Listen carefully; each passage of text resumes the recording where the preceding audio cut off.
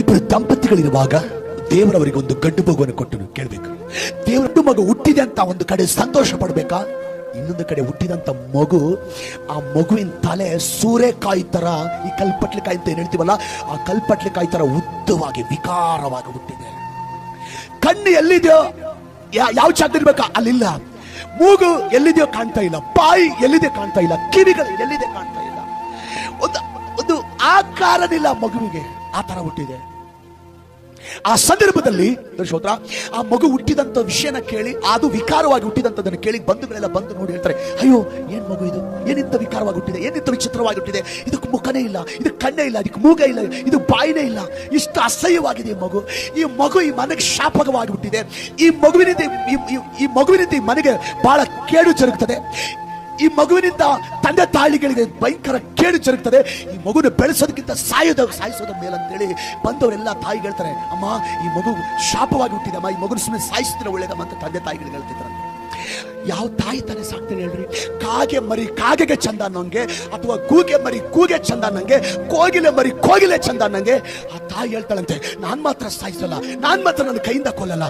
ಈ ಮಗು ಎಷ್ಟು ಕೆಟ್ಟದಾಗಿದ್ದು ನಾನು ಸಾಕೊಳ್ತೀನಿ, ಎಷ್ಟು ದರಿದ್ರವಾಗಿದ್ದು ನಾನು ಸಾಕೊಳ್ತೀನಿ, ಎಷ್ಟು ಅಸಹ್ಯವಾಗಿದ್ದು ನಾನು ಸಾಕ್ತೀನಿ ಅಂತೇಳಿ ಆ ತಾಯಿ ಆ ಮಗುನ ಸಾಕ್ಲಿಕ್ಕೆ ಆರಂಭಿಸಿದ್ಲಂತೆ.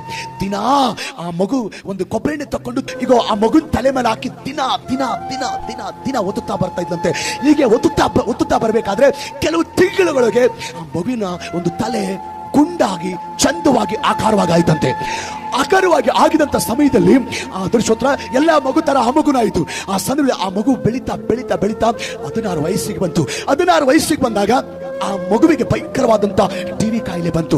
ಟಿವಿ ಕಾಯಿಲೆ ಬಂದಾಗ ತಂದೆ ತಾಯಿ ಇಬ್ರು ಆಸ್ಪತ್ರೆಗೆ ತಕೊಂಡು ಡಾಕ್ಟರ್ ಕೇಳಿದ್ರೆ ಡಾಕ್ಟರ್ ಹೇಳ್ತಾರಂತೆ, ನಿಮ್ ಮಗುವಿಗೆ ಚಿಕ್ಕ ವಯಸ್ಸಿಗೆ ಬಂದಿದೆ, ಆ ಟಿವಿ ಕಾಯಿಲೆ ಫಸ್ಟ್ ಸ್ಟೇಜ್ ಅಲ್ಲಿ ಇಲ್ಲ, ಸೆಕೆಂಡ್ ಸ್ಟೇಜ್ ಅಲ್ಲಿ ಇಲ್ಲ, ಥರ್ಡ್ ಸ್ಟೇಜ್ ಅಲ್ಲಿ ಇಲ್ಲ, ಲಾಸ್ಟ್ ಸ್ಟೇಜ್ ಅಲ್ಲಿ ಇದೆ. ಅದಕ್ಕೋಸ್ಕರವಾಗಿ ಈ ಮಗುನ ನಾವು ಬದುಕಿಸ್ತೀವಿ ಅಂತ ಗ್ಯಾರಂಟಿ ಕೊಡಕ್ಕಾಗಲ್ಲ.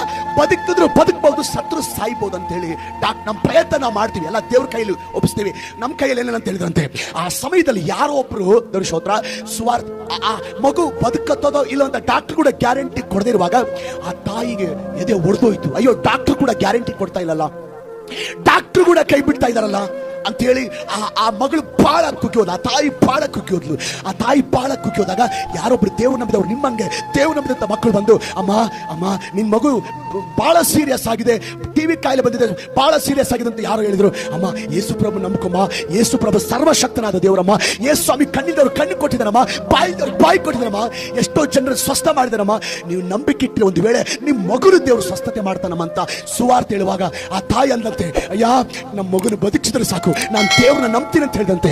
ಆ ಸಮಯದಲ್ಲಿ ಸೇವಕರು ಬಂದು ಆ ಮಗುವಿಗೆ ಪ್ರಾರ್ಥನೆ ಮಾಡಿದ್ರಂತೆ. ಪ್ರಾರ್ಥನೆ ಮಾಡುವಾಗ ಕೆಲವೇ ವಾರಗಳಲ್ಲಿ ದೇವರ ಮಗುನ ಗುಣಪಡಿಸಿದ್ರು, ದೇವರ ಮಗುನ ಸ್ವಸ್ಥ ಮಾಡಿದ್ರು. ಆ ಮಗು ಸ್ವಸ್ಥವಾದ ಮೇಲೆ ಆ ತಾಯಿ ಒಂದು ಅರಿಕೆ ಮಾಡಿದ್ಲು, ನನ್ನ ಮಗುನ ದೇವ್ರು ವಾಸಿ ಮಾಡಿದ್ರೆ ನನ್ನ ಮಗುನ ದೇವರ ಸೇವೆಗಾಗಿನೇ ಕೊಟ್ಟು ಬಿಡ್ತೇನೆ ಅಂತೇಳಿ ಅರಿಕೆ ಮಾಡಿದ್ಲು. ಮಗು ಚೆನ್ನಾಗಾದ್ಮೇಲೆ ಆ ತಾಯಿ ಏನ್ ಮಾಡಿದ್ಲು ಗೊತ್ತಾ, ಆ ಮಗುನ ದೇವರ ಸೇವೆಗಾಗಿ ಕೊಟ್ಟು ಬಿಟ್ಲು. ಆ ಮಗನು ಮತ್ತೆ ದೇವರ ಸೇವೆಯಲ್ಲಿ ಬಂದನು. ಸ್ತೋತ್ರ, ಆತನು ಸೇವೆಯಲ್ಲಿ ಕಾಲಿಟ್ಟನು, ಸೇವೆಯಲ್ಲಿ ಮುಂದೆ ಹೋದನು. ದೇವರು ಆತನನ್ನು ಸೇವೆಯಲ್ಲಿ ಬಲವಾಗಿ ಉಪಯೋಗ ಮಾಡಿದನು. ಅನೇಕ ಆತ್ಮಗಳನ್ನು ಗೆಲ್ಲುವಂತೆ, ಸ್ತೋತ್ರ, ಅನೇಕ ಸಭೆಗಳನ್ನು ಕಟ್ಟುವಂತೆ, ಮತ್ತು ಅನೇಕ ಸಾವಿರಾರು ಜನರಿಗೆ ವಾಕ್ಯ ಸಾರುವಂತೆ, ಅನೇಕ ತಾಲೂಕುಗಳಲ್ಲಿ, ಅನೇಕ ಜಿಲ್ಲೆಗಳಲ್ಲಿ, ಅನೇಕ ರಾಜ್ಯಗಳಲ್ಲಿ ದೇವರ ಮಗನನ್ನು ಉಪಯೋಗಿಸುತ್ತಾ ಬಂದನು. ಹೀಗೆ ಉಪಯೋಗಿಸ್ತಾ ಬರುವಾಗ ಆ ತಾಯಿ ಎಷ್ಟೋ ಕನಸು ಪ್ರಾರ್ಥನೆ ಮಾಡಿದಂತ ತಾಯಿ ಸಹ ಕಣ್ಣು ಮುಚ್ಚಿದ್ರು, ಸತ್ತು ಹೋದ್ಲು. ಆದ್ರೆ ಸ್ತೋತ್ರ, ಇವತ್ತು ಆ ಮಗನು ಸ್ತೋತ್ರ ಒಳ್ಳೆ ಸೇವೆ ಮಾಡ್ತಾ ಇದ್ದಾನೆ, ದೇವರು ಬಲವಾಗಿ ಉಪಯೋಗಿಸಲ್ಪಡ್ತಾ ಇದ್ದಾನೆ, ರಾಜ್ಯಗಳಲ್ಲಿ ದೇಶಗಳಲ್ಲಿ ಆ ಮಗನನ್ನು ಉಪಯೋಗಿಸ್ತಾ ಇದ್ದಾನೆ. ದೇವ್ರ ಸ್ತೋತ್ರ. ಇವತ್ತು ನೀವು ಅನ್ಬಹುದು, ಆ ಮಗನು ಯಾರಪ್ಪ, ಆ ಮಗನು ಎಲ್ಲಿದ್ದಾನಪ್ಪ, ಆ ಸೇವಕರು ಏನ್ ಮಾಡ್ತಾ ಇದ್ದಾನ ಅಂತ ನೀವು ಕೇಳ್ಬಹುದು. ಇವತ್ತು ನಾನು ನಿಮ್ಮ ಮುಂದೆ ಏನು ವಾಕ್ಯ ಹೇಳ್ತಾ ಇದ್ದೀನೋ ಆ ವ್ಯಕ್ತಿ ಬೇರೆ ಯಾರೆಲ್ಲ, ಆ ವ್ಯಕ್ತಿ ನಾನೇ. ನಾನು ಹುಟ್ಟಬೇಕಾದ್ರೆ ನೀನು ಸತ್ತೋಗ್ಬೇಕಾಗಿತ್ತಂತೆ, ದೇವರು ಅಲ್ಲಿನೂ ಬದುಕಿಸಿದನು. ದೇವರ ಸ್ತೋತ್ರ. 16 ವಯಸ್ಸು ಬಂದಾಗ ಟಿವಿ ಕಾಯಿಲೆ ಬಂತು, ಅವಾಗ ಸತ್ತೋಗ್ಬೇಕಾಗಿತ್ತು, ಅವಾಗಲೂ ದಾರಿ ತೋರಿಸಿದ್ದಾನೆ. ಹಾಲೆಲೂಯ. ಇವತ್ತು ನಾನು ಕಣ್ಣು ಮುಂದೆ ನಿಂತುಕೊಂಡಿದ್ದೇನೆ ಅಂದ್ರೆ ಹಾಲೆಲೂಯ, ನನ್ನ ದೇವರು ದಾರಿ ತೋರಿಸಿದ ಕಾರಣ. ಇಸ್ರಾಯೇಲರಿಗೆ ದಾರಿ ತೋರಿಸಿದ ದೇವರು, ಮೋಶೆಗೆ ದಾರಿ ತೋರಿಸಿದ ದೇವರು, ನನಗೆ ದಾರಿ ತೋರಿಸಿ ಇವತ್ತು ನಿಮ್ಮ ಮುಂದೆ ಬದುಕುವಂತೆ ಮಾಡಿದ ದೇವರು ನಿಮಗೂ ದಾರಿ ತೋರಿಸ್ತಾನೆ, ನಿಮ್ಮನ್ನು ಕಾಪಾಡ್ತಾನೆ, ನಿಮಗೂ ಸಹಾಯ ಮಾಡ್ತಾನೆ, ನಿಮಗೂ